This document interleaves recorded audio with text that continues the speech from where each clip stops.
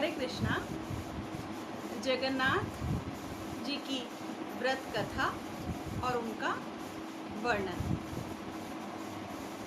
देश भर में पूजे जाने वाले भगवान जगन्नाथ अपने पिछले सभी अवतारों के गुणों के साथ भगवान विष्णु के अवतार हैं। यही कारण है कि उन्हें बहुत मजबूत और शक्तिशाली माना जाता है। भगवान जगन्नाथ यह है कि उन्हें अक्सर विभिन्न अवसरों पर भगवान कृष्ण, भगवान नरसिंह और भगवान विष्णु के रूप में पूजा जाता है। भगवान जगन्नाथ उनके बड़े भाई बलभद्र और बहन सुभद्रा का सबसे प्रसिद्ध मंदिर पुरी, उड़ीसा में स्थित है और यही कारण है कि जगन्नाथ यात्रा उड़ीसा में बहुत बड़े पैमाने पर उत्साह और खुशी के साथ मनाई जाती है। भगवान जगन्नाथ की व्रत कथा। यह व्रत तिसुआ सोमवार के व्रत के नाम से भी जाना जाता है।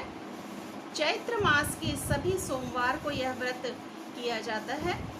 यह व्रत उन्हीं लोगों के घर में किया जाता है जिनके घर का कोई भी सदस्य श्री जगन्नाथ धाम की यात्रा करके आ चुका है। इस व्रत में टेसु के पुष्प की से पूजा की जाती है, इसलिए इस व्रत को तिसुआ सोमवार के व्रत भी कहते हैं।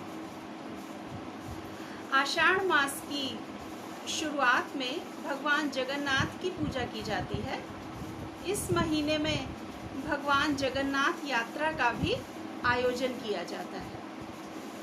व्रत चैत्र मास में किया जाता है।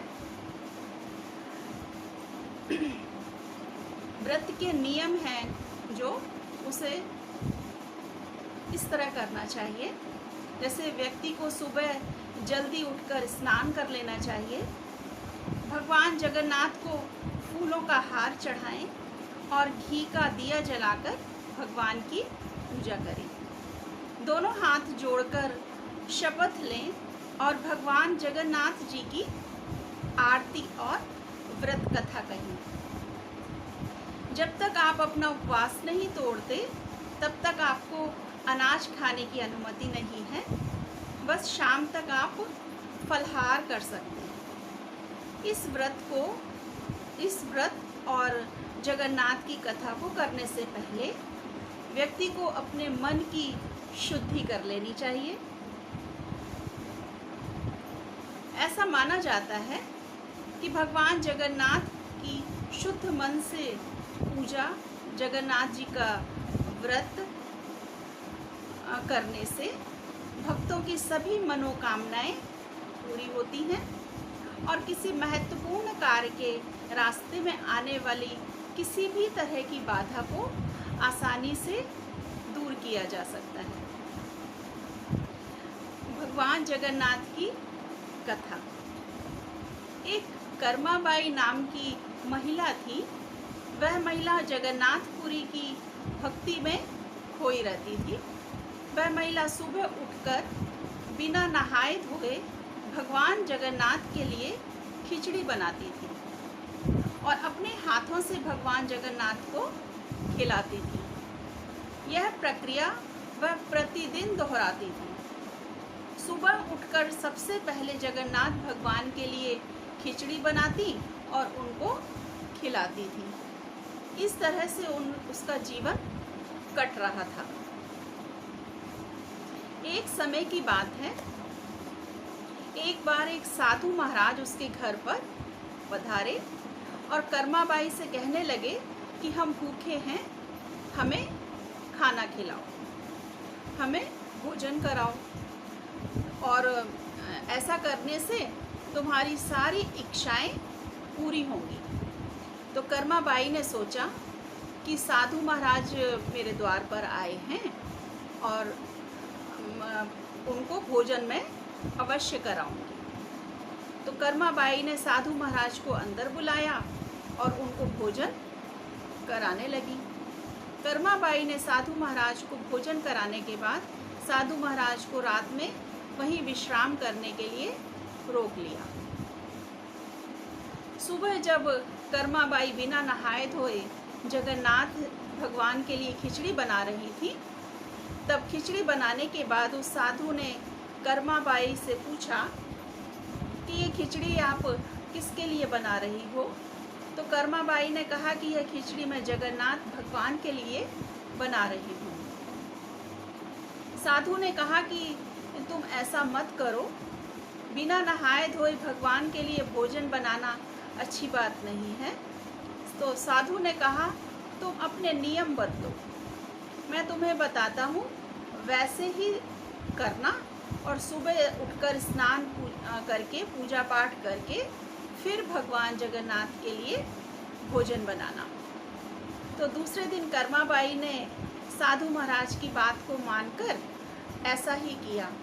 नियमों के हिसाब से चलते हुए कर्माबाई को खिचड़ी बनाने में देर हो गई और दोपहर के खाने के समय कर्माबाई ने जगन्नाथपुरी भगवान को खिचड़ी खिलाई थी। और जब भगवान जगन्नाथ पूरी भगवान खिचड़ी खा ही रहे थे, तब उनका दोपहर के भोजन का समय हो गया। वह खिचड़ी खाने के बाद बिना पानी पिए मंदिर में चले गए। जब भक्तों ने देखा, पंडित जी ने देखा कि जगन्नाथ भगवान के मुंह पर तो खिचड़ी लगी है, तो लोगों ने भगवान जगन्नाथ से प्रार्थना की। भगवान जगन्नाथ ने पूरी कहानी बताई और साधु ने जब पूरी कहानी सुनी तो साधु को बड़ा दुख हुआ। वह साधु कर्माबाई के पास पहुंचा और कर्माबाई से क्षमा मांगी। इस तरह से आज भी जगन्नाथपुरी में मंदिर में जगन्नाथ भगवान के लिए सुबह बाल अवस्था में खिचड़ी का भोग लगाया जाता है। इसी संदर्भ में जगन्नाथ भगवान की दूसरी कथा। चैत्र मास में आने वाले चारों सोमवार को तिसुआ सोमवार कहा जाता है। इन सोमवार को भगवान श्री जगन्नाथ की उपासना की जाती है। पहले सोमवार को गुड़ से, दूसरे सोमवार को गुड़ और धनिये से, तीसरे सोमवार को पंचामृत से और चौथे सोमवार को कच्चा पक्का हर तरह का पकवान बनाकर भगवान का भोग लगाया जाता है। इसके पश्चात पूजा की जाती है।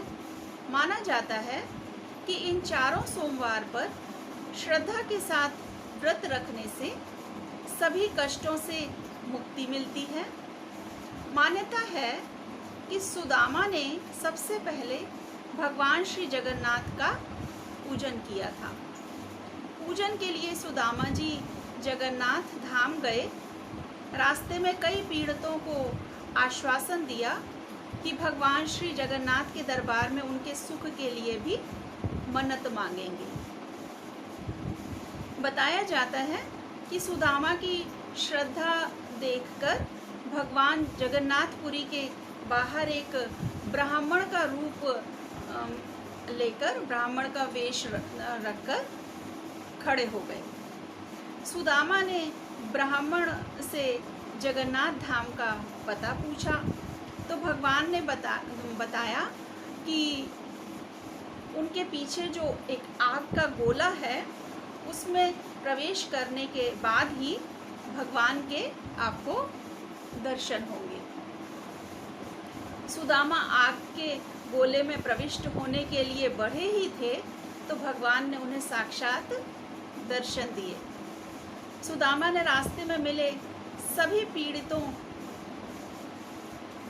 के दुख दूर करने के लिए उनसे प्रार्थना की तो भगवान जगन्नाथ ने उन्हें एक बेंत देकर कहा कि जिसे यह बेंत आप छुओगे या लगाओगे उसके सभी कष्ट दूर हो जाएंगे।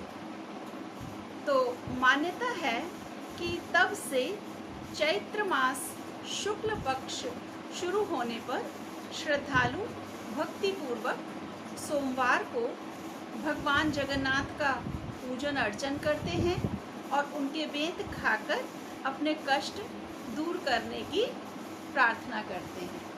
जय श्री जगन्नाथ। हरे कृष्णा।